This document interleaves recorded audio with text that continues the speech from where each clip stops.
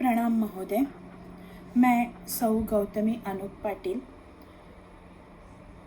आपके सामने बहुभाषा सामाजिक व्यवस्था में हिंदी का महत्व इस विषय पर अपना प्रपत्र प्रस्तुत करती हूँ।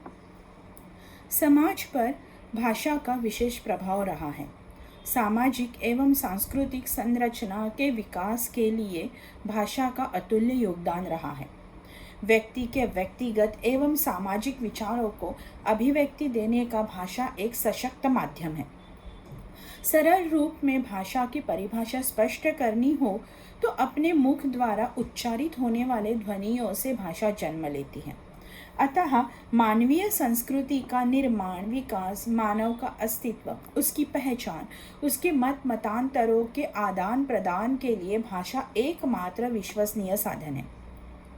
भाषा की परिभाषा को स्पष्ट करते हुए डॉक्टर भोलानाथ तिवारी कहते हैं, भाषा मानव उच्चारणावयों से उच्चारित यादृच्छिक ध्वनि प्रतीकों की वह संरचनात्मक व्यवस्था है जिसके द्वारा समाज विशेष के लोग आपस में विचार विनिमय करते हैं। लेखक, कवि या वक्ता रूप में अपने अनुभवों एवं भावों आदि को व्यक्त करते हैं तथा अपने वैयक्तिक और सामाजिक व्यक्तित्व, विशिष्टता तथा अस्मिता के संबंध में जाने अनजाने जानकारी देते हैं। भाषा लिखित एवं मौखिक दो रूपों में प्रयोग की जाती है। मनुष्य अपनी भाषा अनुकरण से सीखता है। जन्म से वह अपनी माता एवं परिवार द्वारा मातृभाषा सीखता है। मातृभाषा मानव की सामाजिक पहचान है। समयोपरांत वह अपने समाज, परिवेश, शिक्षा का माध्यम आदि से अन्य भाषा को भी आत्मसात करता है। भारत एक बहुभाषियों का राष्ट्र है।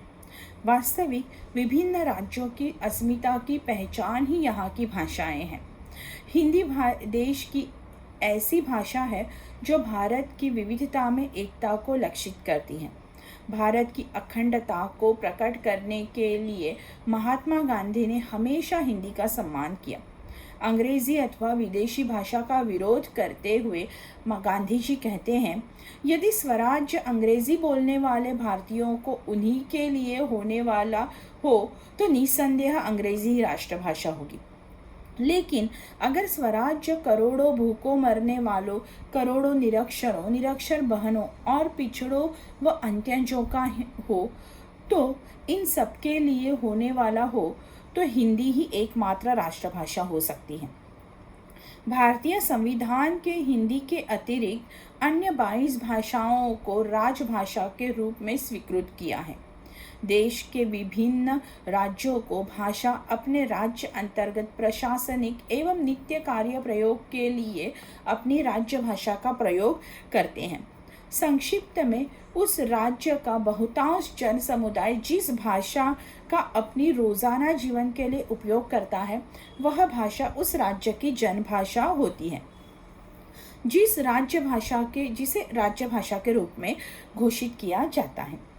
भारतीय संविधान के अनुच्छेद 351 में हिंदी भाषा के विकास के लिए निम्नलिखित निर्देश दिया है। हिंदी भाषा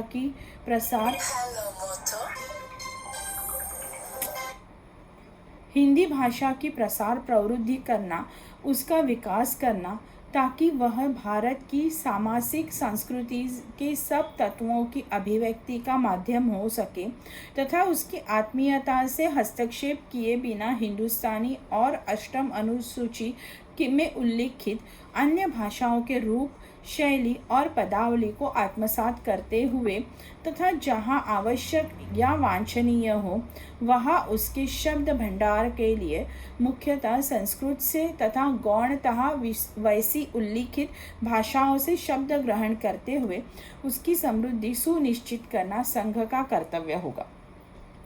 स्वाधीनता संग्राम तथा स्वतंत्रता प्राप्ति के उपरांत भारत देश के राष्ट्रीय, सामाजिक, धार्मिक नेताओं का विशेष आग्रह रहा कि हिंदी भारत की राष्ट्रभाषा के रूप में स्वीकार की जाए। इसमें अधिकांश राष्ट्रीय नेता अहिंदी भाषी थे। लोकमान्य टिळक, लाला लाजपत राय, पंडित मदन मोहन मालवीय, महात्मा गांधी, राजश्री पुरुषोत्तम टंडन, डॉक्टर राजेंद्र प्रसाद, सेठ गोविंददास, काका कालेलकर, राजाराम मोहन राय, ऋषि दयानंद सरस्वती जैसे महान नेताओं द्वारा हिंदी के विकास एवं प्रसार के लिए कार्य उल्लेखनीय है।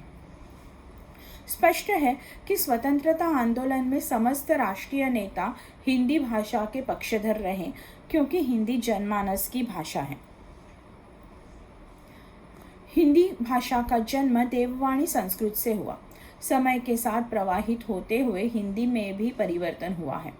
हिंदी एक वैज्ञानिक भाषा है, जिसकी प्रत्येक ध्वनि के लिए एक निश्चित एवं स्वतंत्र चिन्ह है। विश्व एवं भारत की अन्य भाषा से अनेक शब्दों का स्वीकार कर हिंदी समृद्ध एवं सशक्त होती गई। इसकी लेखन एवं उच्चारण की सटीकता एवं स्पष्टता के कारण भारत और भारत के बाहर अन्य देशों में भी हिंदी को आत्मीयता मिली।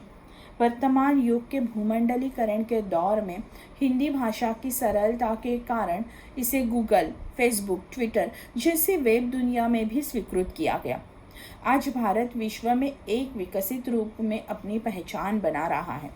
भारत की अस्मिता को अधिक सशक्त बनाने के लिए हिंदी का यथोचित गौरव करना भारतवासियों का परम कर्तव्य है। भारत में उत्तर प्रदेश, मध्य प्रदेश, बिहार, झारखंड, छत्तीसगढ़, राजस्थान, दिल्ली, हरियाणा, उत्तराखंड और हिमाचल प्रदेश इन राज्यों की राजभाषा हिंदी है। किंतु गुजरात, महाराष्ट्र, पंजाब, जम्मू कश्मीर, पश्चिम बंगाल जैसे अहिंदी क्षेत्रों में भी हिंदी का पर्याप्त रूप में उपयोग किया जाता है। हिंदी भाषा की सर्वव्यापकता, संपन्न साहित्य रचना, सरलता के कारण हिंदी सहज रूप में भारत में अपनाई गई। भारत के विविध भाषी राज्य अगर किसी सुंदर फूल के भांति हो, तो हिंदी वह धागा है जो इन सुंदर फूलों को एक सूत्र में बांध कर रखता है। हिंदी देश की एक ऐसी भाषा है जो जनमानस तक पहुंची है। हालांकि भारत बहुभाषीय राष्ट्र है और यहाँ भाषिक अस्मिता का बोलबाला है, फिर भी हिंदी के महत्व को नकारा नहीं जा सकता। भारत की अखंडता एवं विविधता में एकता अबाधित रहने के लिए संपूर्ण भारत के लिए एक भाषा का विकास एवं विस्तार आवश्यक है और हिंदी में वह शक्ति विद्यमान है। भारत की 70% जनता अपनी रोजमर्रा के जीवन में घर एवं घर के बाहर हिंदी का प्रयोग करती है। हिंदी मात्र भाषा नहीं, वरन भारतीयों की गरिमा है। आज भारत के मुंबई, पुणे, बेंगलोर, चेन्नई, हैदराबाद, दिल्ली जैसे प्रांत मेट्रो सिटी के नाम से प्रसिद्ध हो रहे हैं।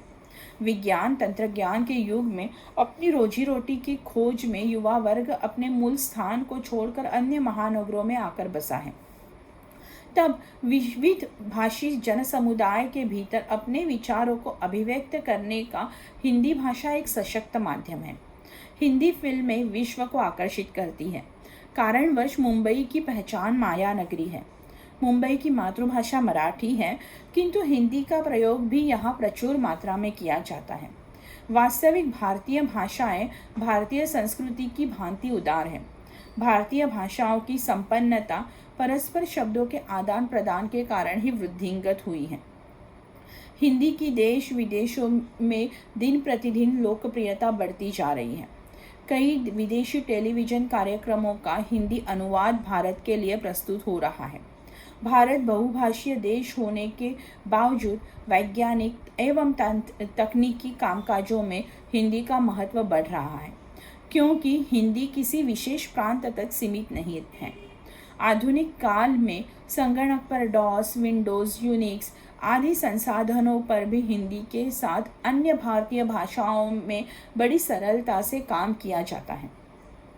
आज के ग्लोबलाइजेशन के काल में वही भाषा अधिक समृद्ध एवं जीवित रहेगी, जिसका शब्द भंडार निरंतर बढ़ता रहेगा। भारत के विभिन्न राज्यों के मानक राजभाषाओं के साथ साथ अन्य उपभाषा, बोली भाषा द्वारा प्रयुक्त किए जाने वाले कई शब्दों का हिंदी ने स्वीकार किया है। साथ ही भारत के इतिहास में अनेक विदेशी शासकों की भाषाओं से भी सरल एवं सहज शब्दों का भी हिंदी में उपयोग किया गया है। भारत जैसे बहुभाषा समाज व्यवस्था में वही भाषा समस्त भारतीयों को एक रूप कर पाएगी जिसकी संप्रेषणीयता उच्च स्तर की हो। भारत का भौगोलिक विभाजन भले ही भिन्न भिन्न राज्यों की सीमाओं द्वारा हुआ हो, परंतु वास्तविक भारत महानगरों का अभिजात्य वर्ग और ग्रामीण जनता में बटा है। भारत की असली पहचान गांवों का, किसानों का देश ऐसी है। अर्थात भारत में अंग्रेजी की चमक दमक के कारण केवल हिंदी ही नहीं वरन सभी भारतीय भाषाओं की स्थिति लगभग एक जैसी है। किंतु सच्चाई यह है कि अंग्रेजी जानने वाले एवं बोलने वाले मात्र 10% लोग हैं।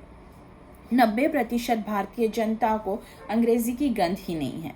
यह 90% आबादी अपनी मातृभाषा एवं हिंदी भाषा का ही प्रयोग करती है। संपूर्ण भारत के सांस्कृतिक, शैक्षिक एवं सामाजिक उन्नति के लिए निज भाषा का स्वीकार करना अत्यावश्यक है। भारत की अधिकांश जनता हिंदी भाषा बोलती है और अन्य क्षेत्रों में अपनी राजभाषाओं के साथ साथ समझी भी जाती है। विविध राज्यों के पर्यटन, यात्रा, भ्रमण के दौरान हम अनुभव करते हैं कि भले हम उस क्षेत्रीय भाषा से अनभिज्ञ हों, किंतु हिंदी के कारण हमारी यात्रा सुखद होती है। भारत में द्विभाषा सूत्र जैसे कि प्रत्येक राज्यों की राजभाषा प्रथम भाषा और हिंदी द्वितीय भाषा की भावना प्रबल होगी, तब भारत का विकास भी अधिक होगा। वास्तविक प्रत्येक राष्ट्र की उन्नति के लिए एक राष्ट्रध्वज, एक राष्ट्रगीत और एक राष्ट्रभाषा अनिवार्य होनी चाहिए, क्योंकि वैश्विक स्तर पर हमारी पहचान मराठी, गुजराती, बंगाली, तमिली आदि न होकर भारतीय ही है।